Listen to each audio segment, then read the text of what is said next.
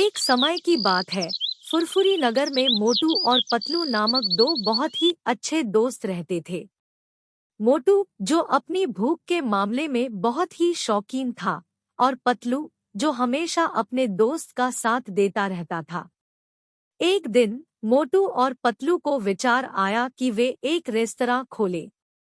वे दोनों मिलकर इस विचार को बातचीत करने लगे। मोटू ने कहा, पतलू भैया, हमें एक ऐसा रेस्तरां खोलना चाहिए जहां हर कोई आकर हमारे स्वादिष्ट खाने का आनंद उठा सके। पतलू ने मोटू की बात सुनी और मुस्कुराते हुए कहा, हाँ मोटू भैया, यह बहुत अच्छा विचार है। हम एक खास रेस्तरां खोलेंगे जहां हम सभी लोगों को अपने स्वादिष्ट खानों से प्यार होगा। उन दोनों ने तत्पश्चात एक अच्छी जगह चुनी और वहां अपना रेस्तरां खोलने का फैसला किया। वे उस जगह पर एक सुंदर और स्वच्छ रेस्तरां बनाने के लिए बहुत मेहनत करते रहे। रेस्तरां के खुलने के बाद लोग बड़े ही उत्साह से आने लगे। मोटू और पतलू ने अपनी रेस्तरां में विभिन्न प्रकार के खाने प्रस्तुत करना शुरू किया। वे लोगों के दिलों को जीतने के लिए हर तरह की स्वादिष्ट व्यंजन बनाते थे। मोटू की भूख का कोई अंत नहीं था। उसने अपनी स्वादिष्ट खाने की कला में माहिरत प्राप्त कर ली थी। वह हर ग्राहक के लिए अलग अलग पकवान बनाता और उन्हें खिलाता। पतलू भी कम नहीं था। वह अपनी बुद्धिमत्ता के साथ रेस्तरां का प्रबंधन करता और लोगों की सेवा में समर्पित रहता। वह हमेशा स्माइल फेस के साथ ग्राहकों का स्वागत किया करता और उनकी समस्याओं का समाधान किया करता। रेस्तरां में जल्द ही ग्राहकों की भरमार होने लगी। लोग मोटू पतलू के रेस्तरां में आकर अपने परिवार और दोस्तों के साथ समय बिताने लगे।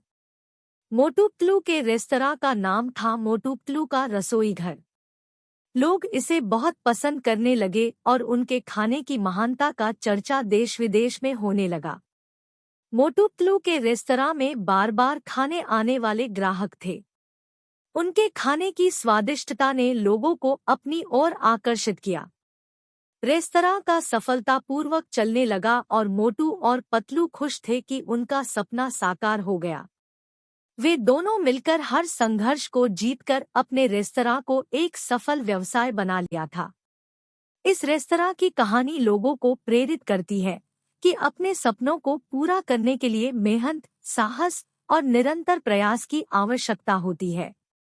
रेस्तरां की सफलता ने इसे सिद्ध किया कि जीवन में कोई भी मुश्किल हो तो सामने से डरने की बजाय उसका सामना करना चाहिए।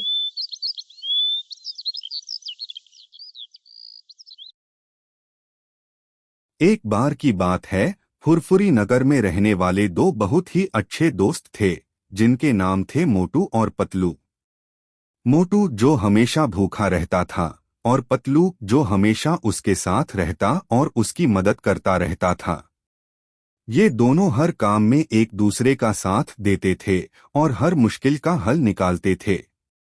एक दिन मोटू ने खाना खाने का मन बनाया और उसने पतलू से कहा, पतलू भैया, मेरी भूख लगी है, हम कहीं खाना खाने चलें। पतलू ने मुस्कराते हुए कहा, हाँ मोटू भैया, यह बहुत अच्छा विचार है। हम अपना खाना खुद ही बनाकर खाएंगे। उन दोनों ने मिलकर नगर के बीच में एक अच्छी जगह चुनी जहां वह अपना खाना खाने के लिए बैठे। वहां बैठकर उन्होंने दोनों मिलकर स्वादिष्ट खाना बनाया और खाया। खाने के बाद मोटू ने पतलू से कहा, पतलू भैया, क्या हम एक अपना खुद का ढाबा खोल सकते हैं? हम दोनों मिलकर वहां खाना बनाएंगे और लोगों को बेहतरीन सेवा प्रदान करेंगे। पतलू ने उसकी बात सुनी और मुस्कुराते हुए कहा, हाँ मोटू भैया, यह बहुत अच्छा विचार है। हम एक ढाबा खोलेंगे और अपनी पसंदीदा खाने की सेवा करेंगे। उन दोनों ने तत्पश्चात एक अच्छी जगह चुनी और वहां अपना ढाबा खोलने का फैसला किया। वे उस जगह पर एक सुंदर और स्वच्छ ढाबा बनाने के लिए बहुत मेहनत करते रहे। ढाबा के खुलने के बाद लोग बड़े ही उत्साह से आने लगे। मोटू और पतलू ने अपने ढाबे में विभिन्न प्रकार के खाने प्रस्तुत करना शुरू किया। वे लोगों के दिलों को जीतने के लिए हर तरह की स्वादिष्ट व्यंजन बनाते थे। मोटू की भूख का कोई अंत नहीं था। उसने अपनी स्वादिष्ट खाने की कला में माहिरत प्राप्त कर ली थी। वह हर ग्राहक के लिए अलग अलग पकवान बनाता और उन्हें खिलाता। पतलू भी कम नहीं था। वह अपनी बुद्धिमत्ता के साथ ढाबे का प्रबंधन करता और लोगों की सेवा में समर्पित रहता। वह हमेशा स्माइल फेस के साथ ग्राहकों का स्वागत किया करता और उनकी समस्याओं का समाधान किया करता। ढाबे में जल्द ही ग्राहकों की भरमार होने लगी। लोग मोटू पतलू के ढाबे में आकर अपने परिवार और दोस्तों के साथ समय बिताने लगे। मोटू पतलू के ढाबे का नाम था मोटू पतलू का ढाबा। लोग इसे बहुत पसंद करने लगे और उनके खाने की महानता का चर्चा देश विदेश में होने लगा। मोटू पतलू के ढाबे में बार बार खाने आने वाले ग्राहक थे। Which story did you like? Tell us in the comment box and like and share. Don't forget to subscribe to our story.